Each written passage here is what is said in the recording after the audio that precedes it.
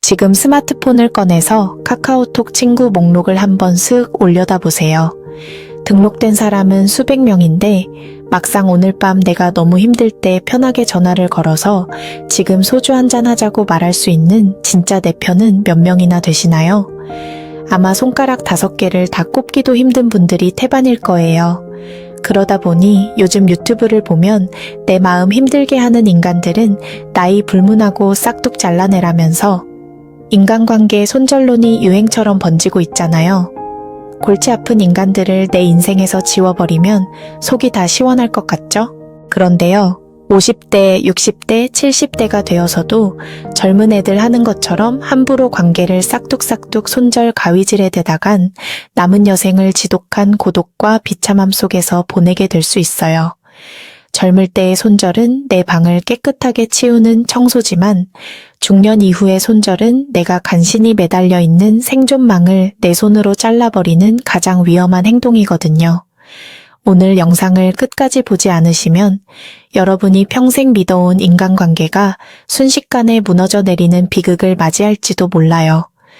단 10분 투자로 남은 30년 넘는 인생을 외롭지 않고 가장 안전하고 든든하게 살아갈 수 있는 진짜 인간관계의 비밀, 지금부터 아주 솔직하게 풀어볼게요.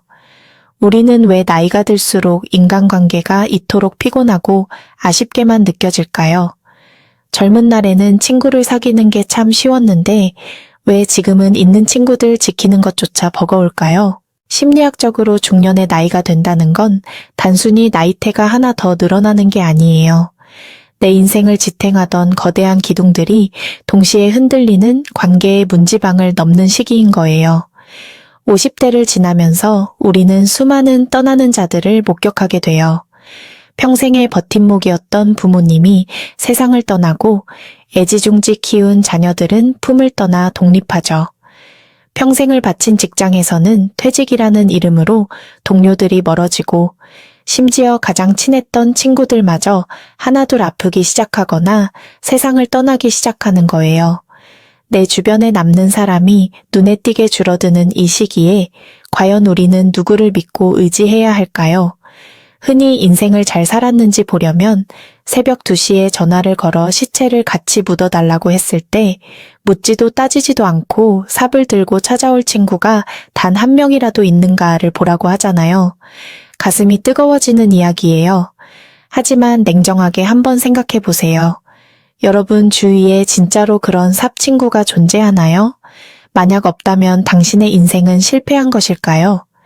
왜 나이가 들수록 우리는 그런 완벽한 내 편을 갈망하면서도 현실에서는 자꾸만 사람들에게 실망하고 마음의 문을 닫아 걸게 되는지 그 숨겨진 진실이 궁금하지 않으세요? 많은 분들이 이렇게 생각하세요. 나이 들수록 사람이 귀찮아지는 건 당연한 거 아닌가요? 그냥 조용히 혼자 사는 게 편한 거 아닌가요? 언뜻 보면 맞는 말 같아요. 하지만 뇌과학과 심리학으로 들여다보면 이건 오히려 우리 뇌가 보내는 아주 위험한 경고 신호예요. 스탠퍼드 대학교의 심리학자 로라 카스텐슨 교수는 수십 년간 노화와 관계를 연구하면서 이런 사실을 발견했어요. 나이가 들수록 사람들은 관계의 숫자를 줄이고 싶어 하는 게 맞아요. 그런데 그 이유가 사람이 싫어서가 아니라 뇌가 본능적으로 더 의미 있는 관계에 집중하려 하기 때문이라는 거예요. 카스텐슨 교수는 이걸 사회정서적 선택 이론이라고 불렀어요.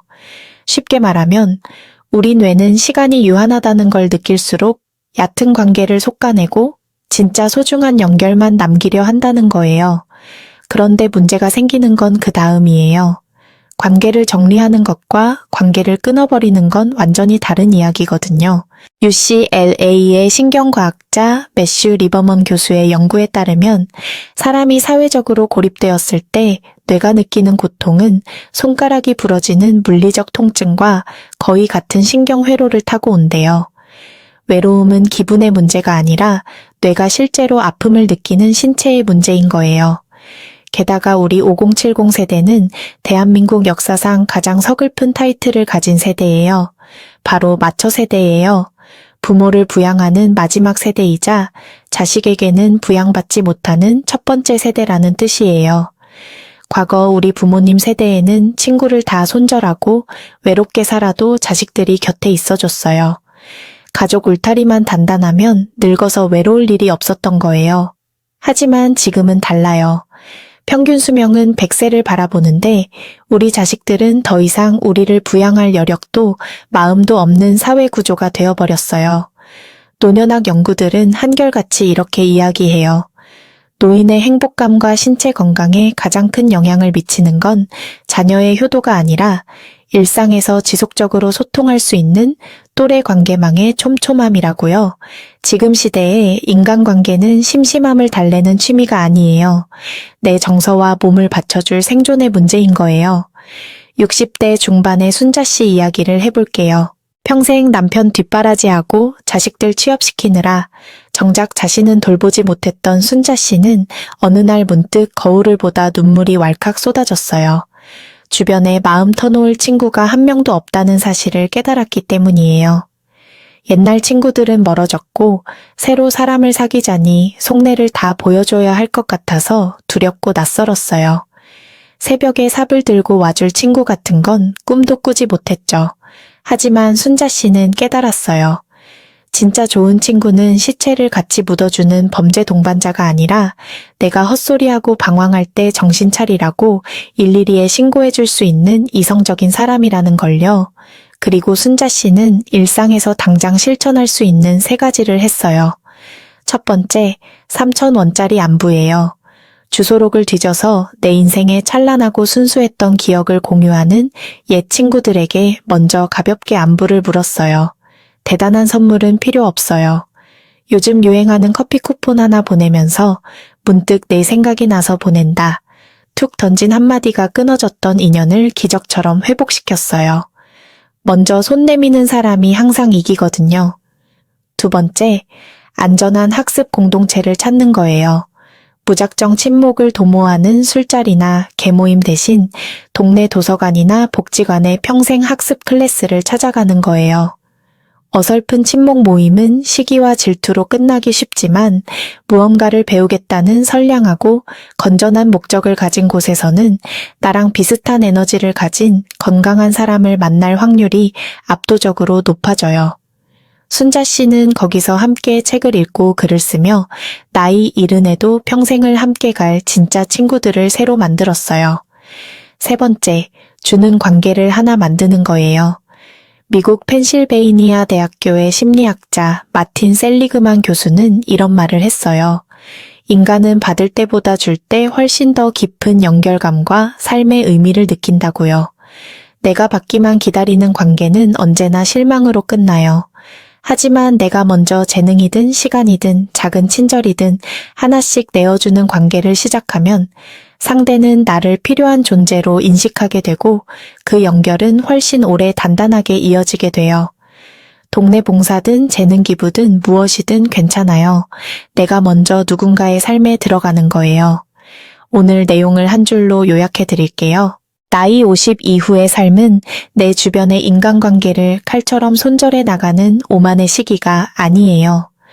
내 인생을 지탱해줄 단단한 생존 네트워크를 정성스럽게 엮어나가야 하는 연결의 시대인 거예요. 나를 가스라이팅하고 착취하려는 악인들에게서는 뒤도 돌아보지 말고 영리하게 도망치되 나를 있는 그대로 인정해주는 편안한 옛 친구들에게는 먼저 따뜻한 손을 내미세요. 그리고 더 나은 내일을 위해 무언가를 배우는 안전한 공동체 속으로 당신의 발걸음을 당당하게 옮기세요. 로라 카스텐슨 교수의 말처럼 우리 뇌는 원래 나이가 들수록 더 의미 있는 연결을 원하도록 설계되어 있어요. 그 본능을 손절로 끊어버리지 마세요.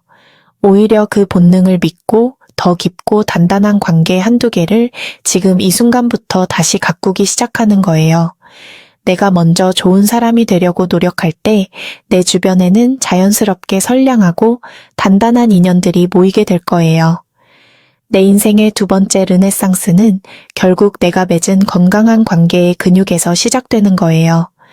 오늘 영상이 여러분의 꽉 막힌 마음에 시원한 해답이 되었다면 화면 아래 구독 버튼이랑 좋아요 한 번씩만 꼭 눌러주세요.